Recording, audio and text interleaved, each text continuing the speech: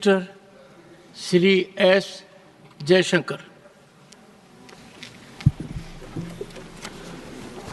Mr. Chairman, sir, I rise to apprise this august House of certain recent developments pertaining to Bangladesh. As honorable members are aware, India-Bangladesh relations have been exceptionally close for many decades over many governments. Concern about recent violence and instability there is shared across the political spectrum. Since the election in January 2024, there has been considerable tension, deep divides, and growing polarization in Bangladesh politics. This underlying foundation aggravated a student agitation that started in June this year. There was growing violence, including attacks on public buildings and infrastructure, as well as traffic and rail obstruction. The violence continued through the month of July. Throughout this period, we repeatedly counseled restraint and urged that the situation be diffused through dialogue. Similar urgings were made to various political forces with whom we were in touch. So, despite a Supreme Court judgment on 21 July, there was no let-up in the public agitation.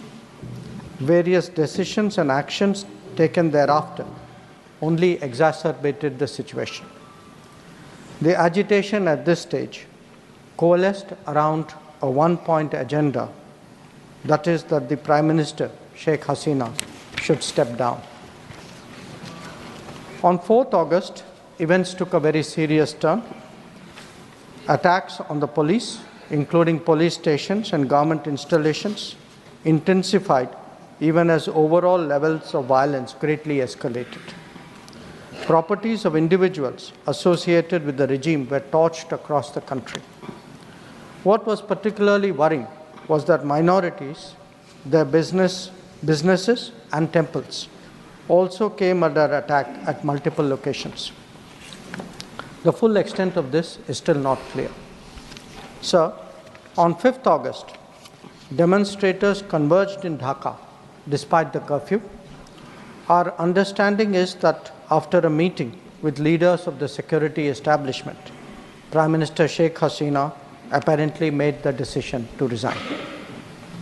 At very short notice, she requested approval to come for the moment to India.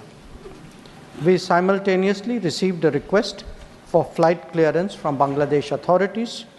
She arrived yesterday evening in Delhi. The situation in Bangladesh, sir, is still evolving. The Army Chief, General Waqar-uz-Zaman, addressed the nation on 5th August. He spoke about assuming responsibility and constituting an interim government. We are in close and continuous touch with the Indian community in Bangladesh through our diplomatic missions. There are an estimated 19,000 Indian nationals there, of which about 9,000 are students. The bulk of the students, however, have already returned to India in the month of July on the advice of the High Commission. In terms of our diplomatic presence, in addition to the High Commission in Dhaka, we have Assistant High Commissions in Chittagong, Rajshahi, Khulna, and Sylhet. It is our expectation that the host government will provide the required security protection for these establishments. We look forward to their normal functioning once the situation stabilizes. Chairman, sir, we are also monitoring the situation with regard to the status of minorities. There are reports of initiatives by various groups and organizations to ensure their protection and well-being. We welcome that, but will naturally remain deeply concerned till law and order is visibly restored. Our border guarding forces have also been instructed to be exceptionally alert in view of this complex situation. In the last 24 hours, we have also been in regular touch with the authorities in Dhaka. This is the situation as of now. I seek the understanding and support of the House in regard to sensitive issues regarding an important neighbor on which there has always been strong national consensus. Thank you. Debate resumes. Shri Deepak Prakash. Shri Deepak Prakash. No. Shri Deepak, please. Nothing positive. Everyone has positive. Please don't spoil it.